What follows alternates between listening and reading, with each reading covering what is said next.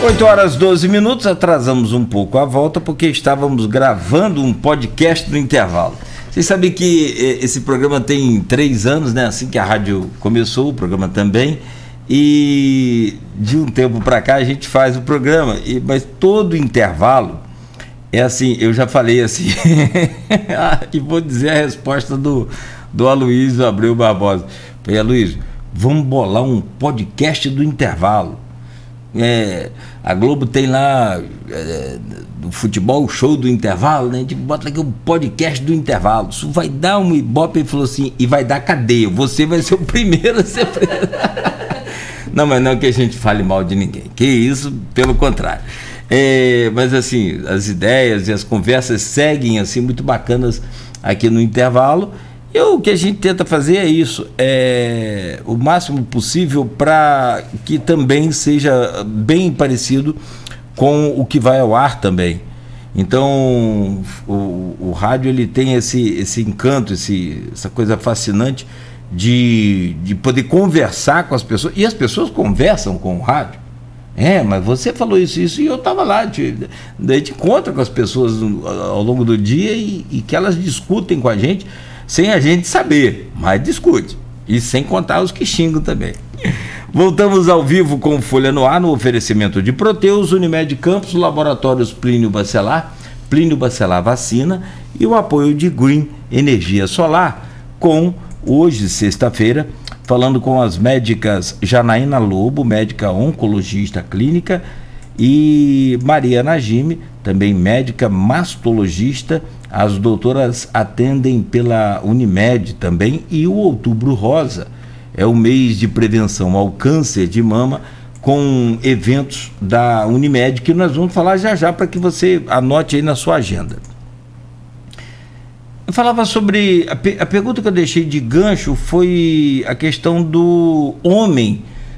Tem também câncer de mama? O outro bloco eu comecei com você, não foi, Janaína? Deixa eu começar com a Najime nesse agora, por favor. Homem também tem câncer de mama? Tem. É 1% da população masculina, em torno de 1% da população masculina desenvolve câncer de mama. Tem alguns fatores, né? A questão... Mas costuma ser na idade mais avançada. Então, a ideia é que sejam pacientes mais idosos. Independente da idade, se tiver qualquer alteração, venhamos e convenhamos, para o homem é muito mais fácil identificar qualquer alteração, qualquer nódulo, porque ele não tem volume mamário que dificulte, né, grande parte das vezes. Então, qualquer alteração no exame físico de homens também precisa ser avaliada. Geralmente é benigno, que a gente encontra também bastante ginecomastia, que é o desenvolvimento da glândula na idade avançada também, pela andropausa, entre outros fatores, medicações. E não necessariamente todo aumento de glândula em homem é câncer, não, ao contrário, geralmente é benigno, independente da idade. Perfeito, eu acho que é isso. 1% é raro, não é tão frequente como na população feminina, mas é importante frisar aqui que eu já acompanhei alguns pacientes do sexo masculino com câncer de mama e muitos deles não levaram em consideração porque surgiu uma feridinha na região do tórax e achou que era um machucadinho de trauma e deixou passar. E aí todo homem que perceber na região da mama, do tórax, alterações, deve procurar um mastologista. O mastologista não é exclusivo para mulheres, assim como o urologista não é exclusivo para o homem, para a saúde do homem. Então, para a saúde das mamas, a mastologista vai atender população tanto do sexo feminino quanto do sexo masculino. Então, é isso. Tem pergunta aqui no grupo de WhatsApp, que eu já anunciei, do Aloysio, do blog lá Opiniões, né, do Aloysio Abreu, e aqui do programa também, e a gente posta lá sempre a chamada, né, dos entrevistados. Eu só vou localizar aqui. A pergunta primeira vem da Edinalda.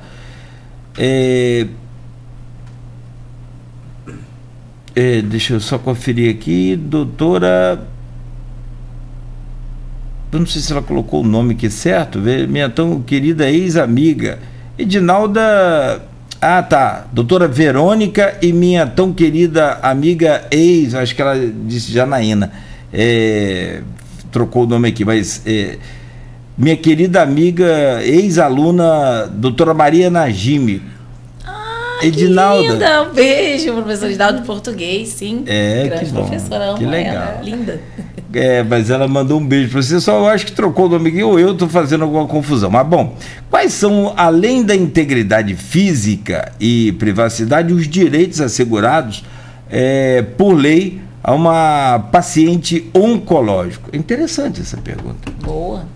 Essa pergunta é muito boa, mas é muito ampla, porque depende muito da fase que esse paciente está. Não é só por ele ter o diagnóstico de câncer que ele vai ter todos os direitos que são atribuídos ao paciente oncológico, digamos assim. São vários. O paciente, às vezes, tem direito ao familiar sacra FGTS, no caso das mulheres, a reconstrução mamária. Muitas das vezes, esses direitos são direitos do paciente, entretanto, não tem acesso. O acesso, muitas vezes, sempre tem um empecilho, mas são inúmeros. É importante todo o serviço de oncologia ter a participação de uma equipe multidisciplinar. A gente conta lá na Unimed especificamente com um assistente social e toda a abordagem ela é feita como um todo. O câncer ele não é uma doença única, é só do médico, de tratamento do médico, ele é de uma equipe toda.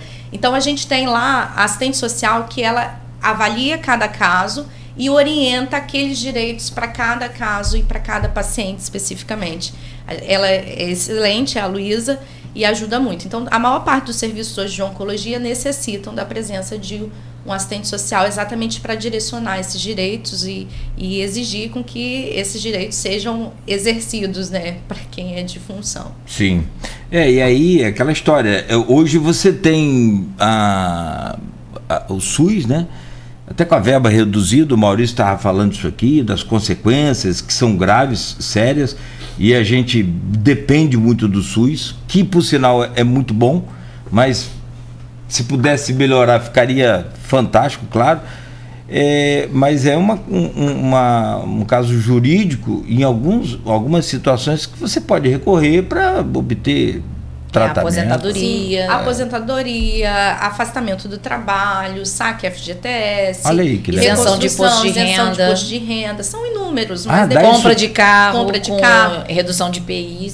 De acordo com a necessidade, porque não é só porque tem câncer. A limitação funcional. A limitação funcional. Então, por isso que tem que ser avaliado exatamente pela essa equipe multidisciplinar, pelo assistente social, para que ela veja qual é o critério que esse paciente... Tem até uma cartilha, se eu não me engano, de direitos dos pacientes, que é do INCA. Sim. E que tem algumas questões. Essa questão de isenção de imposto de renda é uma coisa que pouca gente sabe, mas na verdade são para passivos, ou seja, para aposentadoria, para aluguéis, para coisas passivas que não são trabalho efetivo. Você tem isenção de imposto de renda. Mas só a aposentadoria já é e você consegue retroativo. O legal que é retroativo. Tem quitação de financiamento, em alguns casos, doenças incuráveis. Então, assim, são vários os direitos, mas são para determinados tipos de pacientes e perfil. É a equipe multidisciplinar que aí vai indicar um advogado. Eu tenho um viezinho que eu já sei essas coisas de casa, né? Eu conheço um bom advogado aí. Bom, tem outra pergunta aqui da jornalista Silvana Venâncio. Ela mora em Bom Jesus e ela diz aqui: doutoras, com a diminuição dos casos da Covid-19, tem aumentado a procura por mulheres para exame de mamografia. E qual o maior desafio para combater o câncer de mama, na opinião das senhoras? O desafio está exatamente no diagnóstico precoce, porque o combate ao câncer de mama ele é feito em várias etapas, em vários estágios, mas quanto mais cedo, menos tratamento eu vou dar e maior chance de cura. Então, quando a gente fala em cura do câncer, a gente fala em diagnóstico precoce. Então, o desafio está em atingir a nossa meta de diagnosticar cada vez mais precoce as pacientes. E outro desafio que eu acho, especificamente para mim como oncologista, e isso é uma opinião também de vários experts em oncologia, está exatamente na condição do tratamento, nas diferenças que a gente tem dos tratamentos. Então, identificar cada vez o perfil da célula, qual é o tratamento específico que a gente vai fazer e os custos desses tratamentos, que são altíssimos. Então, a gente tem cada vez mais possibilidades terapêuticas e isso ajuda muito a paciente porque aumenta a sobrevida, aumenta a chance de cura. Entretanto, a gente tem custos elevadíssimos, isso tanto na saúde privada quanto na saúde pública. Eu costumo falar que hoje a oncologia, às vezes, a gente não trata apenas com uma droga, a gente trata com vários fármacos. E isso gera toxicidade tanto para o paciente quanto financeira, para o sistema público e para o sistema privado. Então, o desafio hoje de tratar um câncer é a gente descobrir exatamente aquilo que é mais efetivo, que vai dar mais chances de cura, e, naqueles cenários mais tardios, a gente dá o tratamento mais adequado, sendo que, idealmente, seria não impactar tanto na condição financeira, porque nós não sabemos aonde isso vai parar. A saúde é sempre uma prioridade, obviamente, a gente pensa mais no benefício do paciente, mas isso impacta de forma expressiva nos custeios, né, de uma maneira geral. Houve uma discussão até recente da questão de rol de procedimentos que, para a gente que está dentro, né, do sistema da Unimed, nós somos cooperadas, e até no Sistema Único de Saúde, não adianta pregar que, bem, pelo menos essa é a minha opinião, que tem que ser um rol não taxativo, porque isso a gente não está falando da saúde financeira das cooperativas e dos planos, e isso não é sustentável. Então, tem que se pensar também na questão de sustentabilidade em todos os aspectos.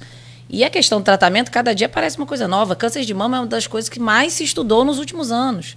Então, a gente tem trabalho saindo toda semana, todo dia. E tem muita novidade, muitas drogas saindo, sendo anexadas, tanto no FDA e aqui também na Anvisa. Então, a gente tem uma possibilidade enorme de tratamento. Só que até que ponto que a gente tem que, né, pensar na toxicidade também. As drogas para câncer, elas têm uma toxicidade elevada. Será que aquela paciente aguenta aquele tratamento?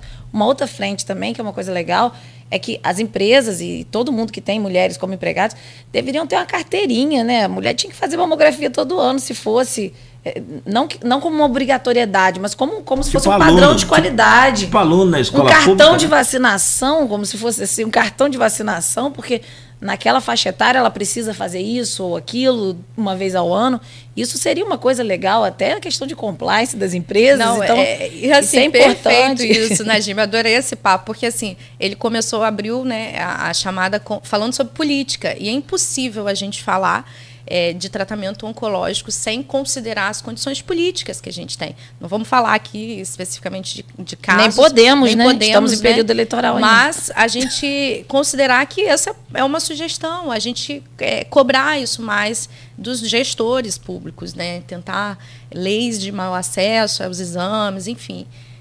É isso. É o famoso direito e dever, né? Tecnicamente tem direito, mas deveria-se ter também. Não tô questionando quem não vai por qualquer coisa, não, mas talvez isso fosse interessante ter essa política, né? De incentivo mesmo, tirar um dia. O que a sua empresa tem feito no Outubro Rosa, né? Eu vi algumas postagens dessa. Ela dá um dia de licença para a pessoa, uma tarde, um período para ela ir fazer mamografia? Será que a sua empresa está acolhendo as pacientes que saíram para fazer o tratamento do câncer de mama? Elas estão voltando à mesma posição que elas saíram? Será que essa paciente está tendo os mesmos direitos depois que ela foi tratada? Então, assim, isso é um questionamento, porque é muito bonito pintar tudo de rosa, botar lá um celofane rosa na lâmpada, mas e aí? Até que ponto que a empresa está se comprometendo mesmo nesse combate? Isso é importante também. Na internet vai lá, muda logo, né? Faz assim, mas na prática é diferente. Gente, tem tanta coisa para falar sobre câncer, infelizmente, mas eu queria entrar na parte boa dessa situação, porque quando a gente recebe o impacto da notícia assim, seu diagnóstico deu do jeito que vocês anunciam profissionalmente, claro, não desse jeito aqui que eu vou falar, mas assim, de qualquer forma que se anuncie, vai causar um impacto psicológico muito grande. Então você tem a equipe multidisciplinar, naturalmente entra nessa questão aí, e aí volta a questão da política pública também. Você tem aí uma série de atendimentos que precisam ser feitos junto a esse paciente, a essa pessoa. A boa notícia disso tudo é que 95%, segundo a estimativa do INCA, tem cura. Como é que funciona essa cura? Como é que é o tratamento? Vocês já falaram bastante, mas assim, chega a 95%? Eu gostaria de ouvir isso de vocês. Vocês têm pacientes com esse tipo de... tem algum relatório de vocês, algum acompanhamento pessoal, coisa não assim exata? E aí eu vou colocar a pergunta sobre a Angelina Jolie. Ela em 2003, se não me falha a memória, acho que eu já fiz tanto essa pergunta que eu até memorizei, acho que foi em 2003, ela retirou... 13. Eu sabia que tinha um 13. Então ela fez uma cirurgia de retirada de mama e declarou que era para... Ela não falou que não era para ter câncer, me parece que ela falou mais precisamente que não era para evitar o câncer.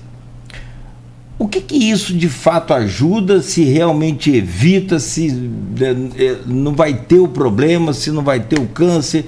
Como é que é essa coisa da cura e esse extremismo aí, desse pavor, ou não é extremismo? Vamos para a primeira pergunta, né? Eu acho que sim, é possível você curar as pacientes com diagnóstico de câncer de mama nessa fase inicial, porque é quando a doença está localizada, mesmo que seja um tumor invasivo, ela está somente na mama e é possível ser ressecado e ser complementado com outros tratamentos que vão reduzir os riscos de recidiva e dando a essa paciente mais chance de cura. Existem alguns estudos que mostram até mais de 95% nesse estadio 1, que é a fase inicial do câncer. Tem mulheres que têm em torno de 98% de sobrevida ao longo de 5 anos. Isso é cada vez mais extenso, digamos assim. E com essas modernidades dos estudos, cada vez mais drogas, cada vez mais tratamentos direcionados para a cura. Então, a gente não tem uma única droga para curar, mas o tratamento multidisciplinar, por exemplo, tratamento cirúrgico, combinado ao tratamento farmacológico, permite com que essa paciente tenha mais chance de cura. Tá? E esses números são até mais altos que 95%. A gente, em relação ao caso da Angelina Jolie, existem mutações genéticas que é aquele caso assim mais incomum como fator de risco para o câncer de mama, em torno de 5 a 10% desses casos, que é da mutação de BRCA1 ou BRCA2. São genes de reparo do DNA, então quando você tem mutação, tem mais chance de desenvolvimento de câncer de mama e também de ovário. Então, mulheres que têm câncer de ovário precisam ser pesquisadas para a presença de mutação de BRCA1 e 2. O fato da Angelina Jolie fazer a cirurgia de adenomastectomia bilateral em 2013 foi para reduzir os riscos que ela tinha de desenvolver câncer de mama e ovário. Ela tinha mais de 80% de chance de risco de desenvolver câncer de mama e também de ovário mais de 50%. Então, assim, são números altos. E ela fez em 2015, se eu não me engano, a cirurgia complementar, que foi a oophorectomia bilateral, para reduzir o risco também de câncer de ovário. Isso é importante para que você consiga tanto direcionar a esse paciente medidas profiláticas preventivas para o desenvolvimento da doença, assim como hoje a gente também pesquisa essas mutações com o objetivo de tratamento, porque a gente tem tratamentos específicos para pacientes com mutação. Então, são olhares diferentes e também para uma família. Acho que a Najime pode complementar, porque ela acompanha pacientes de alto risco e pode falar um pouco melhor sobre isso. Bem, a primeira pergunta, me perdi. Foi sobre as chances de cura. O percentual de cura, né? E lembrar também que a Janaína falou muito bem sobre isso, mas a questão da cura é quando a gente não tem doença metastática, e atualmente a gente tem também uma sobrevida muito boa nas pacientes metastáticas. Isso é perfeito. Porque mesmo que a gente não consiga dar a cura, né, que é o termo que a gente utiliza quando não tem mais doença nenhuma no corpo, quando essa paciente tem a doença em alguma outra área do corpo, por exemplo, nos ossos, hoje em dia a gente consegue, com tratamento, manter ela com uma vida ativa, muito bem, obrigada, mesmo com comprometimento ósseo. Alguns casos ficam realmente fica imperceptível e a gente não pode falar que está curada, não entra nesse percentual de cura, mas a paciente fica muito bem com o tratamento. Então, o percentual de cura é esse, depende muito do tamanho, da biologia molecular do tumor, dos acessos, né? Obviamente, o tipo de tratamento. Quanto maior o tumor, menor é a chance de cura, né? Que é a gente não ter essa doença nos próximos 5 anos, não ter no corpo. E a questão da Angelina Jolie é importante pelo seguinte, foi um caso emblemático, na verdade, nível mundial, porque isso já era feito. Eu lembro que 2 semanas antes eu fiz isso numa paciente, uma profilática bilateral por câncer. Não foi profilática, né? Foi uma cirurgia bilateral, terapêutica, uma paciente de 20 e poucos anos. Mas eu falei que existia essa possibilidade, que a gente ainda não tinha os testes muito bem organizados nessa época. Mas a Angelina Jolie, ela teve a mãe que faleceu de câncer de mama. E isso, obviamente, impactou na decisão dela. A chance dela full life era 85% de chance, 45%, 50% de ovário. E, obviamente, você coloca isso na ponta do lápis e você faz com calma uma reconstrução. Hoje em dia a gente tem técnicas muito avançadas já de reconstrução. A gente tem várias alternativas e reconstrução é um caminho, né? Nunca é uma cirurgia só, ela não fez uma só, que é a Angelina Jolie. Imagina eu oferecer para a paciente uma reconstrução em tempo único, é muito difícil. A gente tem que fazer alguns ajustes depois, como ela precisou fazer. Então, no caso, diminui 95%, pelo menos, a chance de desenvolver câncer de mama. Então, para ela que tinha uma chance alta, eu acho que foi uma decisão muito acertada. Foi uma decisão lógica, né? Foi um raciocínio lógico que ela usou, do percentual que ela tinha e do quanto ela podia reduzir isso.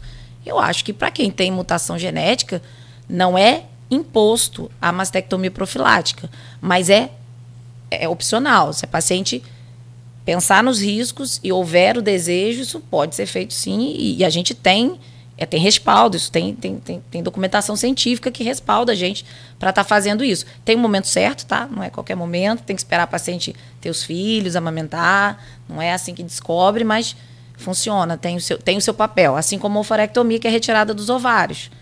E isso também pode ser feito numa idade mais tardia e um rastreamento específico.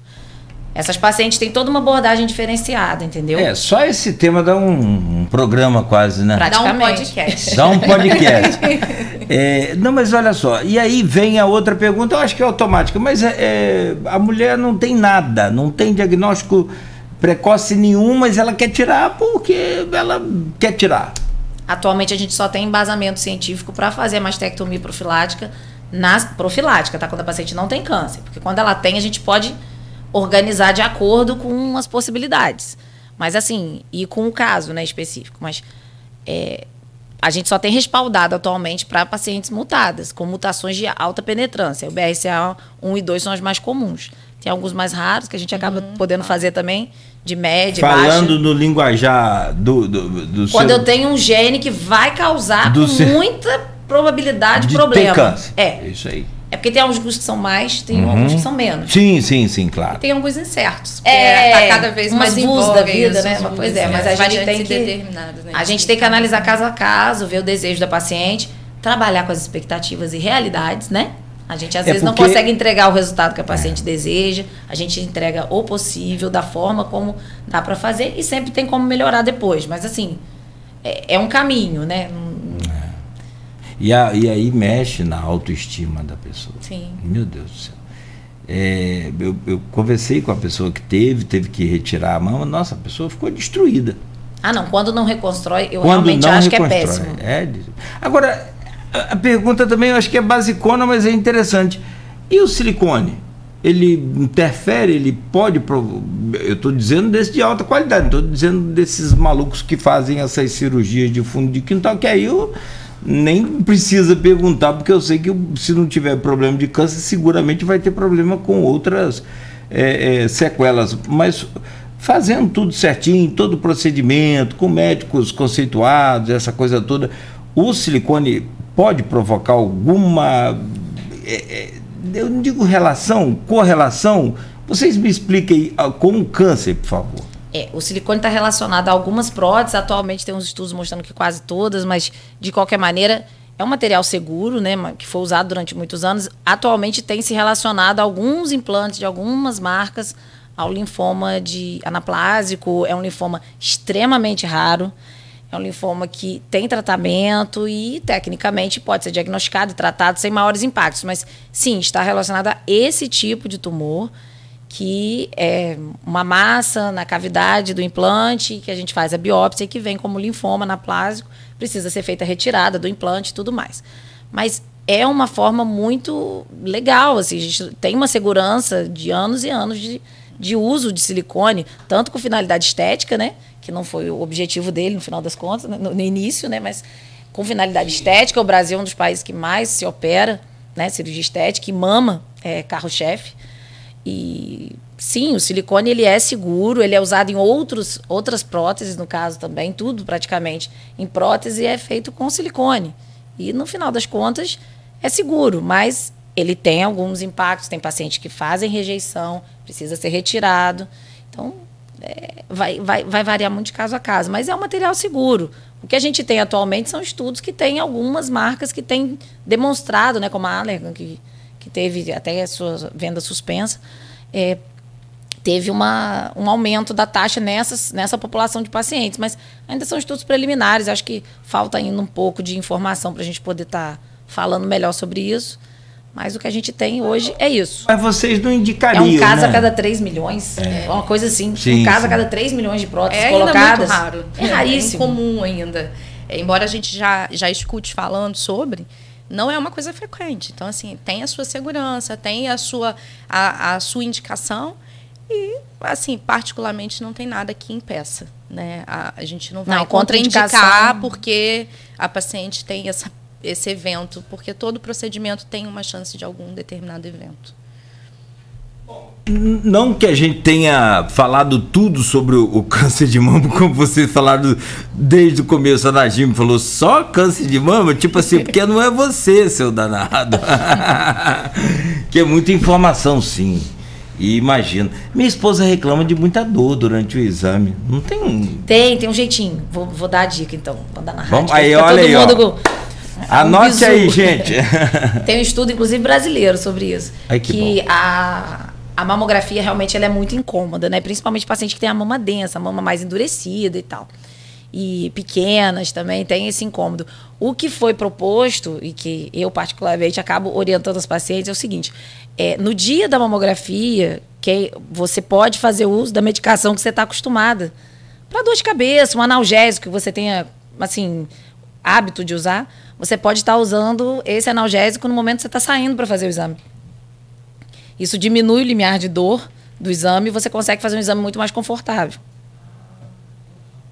Um analgésico comum desses aí. Um paracetamol, uma dipirona, o que você tem na bolsa para dor de cabeça, você pode utilizar uns 40, 50 minutos antes de fazer o exame. Costuma fazer a experiência do exame de mamografia muito melhor. Outra coisa é relaxada também, porque a musculatura do tórax, se você está contraída, está nervosa, está ansiosa, aquilo ali, obviamente, vai ser mais dolorido para fazer, a paciente vai se incomodar mais com o exame. Então, assim, tentar relaxar da maneira do possível e tomar medicação, porque realmente é um exame um pouco incômodo, é uma vez por ano só, né? Vamos lá, vale a pena. É melhor do que o preventivo, eu acho, né, gente? Pelo amor de Deus. Boa. Não tenha dúvida. Gente, a gente tem que falar sobre essa agenda da Unimed, mas eu vou pedir licença a vocês, a não ser que tenha faltado falar alguma coisa que vocês queiram destacar, que assim que seja muito importante para a população, e isso a gente vai deixar para o final, até aquele chamamento meio que convocativo, meio que, como a doutora Najim sugeriu, ter lá o seu cartãozinho de exame para poder ter acesso a uma série de coisas, né? Acho que até o próprio governo poderia fazer isso. Tipo assim, para você ter acesso a determinado serviço aqui do governo, cadê o seu exame de próstata para o homem, de mama para a mulher? Cadê o seu cartão de vacina? Você vê que hoje a vacina está tenso. A política de saúde pública deveria... Primeiro caso de pólio, foi noticiado ontem. Eu estou apavorado. Quantos anos que a gente não tem pólio no país? Eu estou 33 anos. A adesão à vacina antigamente era 85%, 90%. Hoje em dia, 50% das crianças vacinaram para pólio. Você viu o Campos? 57%. Pois é. Quer dizer... Eu fico o Zé Gotinha deve estar chorando até agora. Se fosse no podcast, eu falaria tudo que eu estou pensando aqui agora sobre o pai que não dá a gotinha que ele tomou, filho. Que ele é um filho... Isso é importante, porque ele tomou. Porque ele tomou a vacina. Ele não morreu, ele não teve... Aí sobe aquele apito. quando me perguntam sobre o Covid, porque agora liberou para baixo de 5 anos, tá? Há 5 anos, né? Sim, sim. E quando me perguntam, eu falo assim, você se vacinou? Vacinei. E por que você não vai vacinar seu filho? Covarde. Qual é a justificativa? Assim, né? Não vou entrar no mérito aí da questão de vacina, antivacina. Senão vou ter mas que falar senão, assim. meu Deus, você bombardeada. Mas seria mais ou menos isso. Mas a pessoa toma a vacina e não vai dar para criança. É preciso sim. Não compreendo. E eu faço sob minha responsabilidade. O pai que não leva o filho para tomar a vacina de paralisia infantil, eu falei isso até aqui com o doutor Charb, eu falei, fala pólio não, fala paralisia infantil. Mesmo, Seu filho vai ficar tetraplégico, vai ficar paralítico, seu filho pode virar um nada na sua mão aí por culpa sua, que covardemente não levou o seu filho para vacinar. Você é um covarde. Mas você tomou a vacina porque sua mãe te levou, porque todo mundo acreditou. Agora um imbecil da vida inventou que a Terra é plana, você acredita. Olha aqui, me permita um intervalo, que se fosse lá no podcast a gente ia fazer uma festa. Nós vamos montar um podcast aqui com essas meninas poderosas. Sensacional. Ó, eu vou pedir então licença rapidamente, quase que contra a minha vontade, mas só rapidinho. Quase não, com certeza contra a minha vontade, para poder a gente fazer esse intervalo e a gente foca nesse mês de outubro com os eventos da Unimed no próximo bloco, e a gente está o tempo todo aqui falando sobre tudo isso que foi dito. Você tem acesso na Unimed, né, através aí do convênio. Bom, são 8h43, voltamos em instantes com o Folha no Ar, ao vivo, conversando com a doutora Janaína Lobo, médica oncologista clínica, e com a doutora Maria Najime, médica mastologista, aqui no Folha no Ar, palestrantes, podcasters e mais algumas coisas mais, meninas, são fáceis não. São 8h44 em Campos, no oferecimento de Proteus, Unimed Campos, Laboratórios Plínio Bacelar e Plínio Bacelar Vacina, além do apoio de Green Energia Solar.